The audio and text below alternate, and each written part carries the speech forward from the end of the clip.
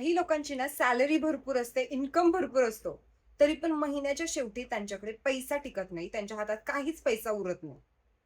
हे कशामुळे होतं याचं कारण काय असतं? तर मला ना काही दिवसापूर्वी एक मेसेज आला होता. त्याच्यात त्यांचं म्हणणं होतं, की त्यांची सॅलरी 53,000 आहे. ते एकटेच राहतात आणि तरीही त्यांना ती सॅलरी पुरत नाही. त्यांच्याकडे काहीच पैसा शिल्लक राहत नाहीये. माझा सिंपल प्रश्न त्यांना होता, की तुम्ही त्या सॅलरीचं नियोजन करता का? ती सॅलरी प्लॅनिंग करून वापरता का? आणि याचं सरळ उत्तर नाही असं होतं. सो इथेच मेन चुकी होते.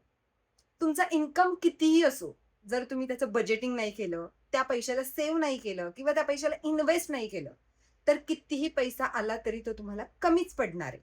आणि सध्या एवढा महागाईचा काळ आहे आणि त्याच्यात जर तुम्ही असं म्हणत असाल, की आम्ही बँकेमध्ये पैसे ठेवतो, उपयोग नाहीये. तुम्हाला तो पैसा योग्य ठिकाणी वाढवण्याचीही गरज असते. आणि तरच तुम्ही याच्यात फायनान्शियल स्टॅबिलिटी मिळवू शकता, स्मार्ट मनी मॅनेजमेंटने.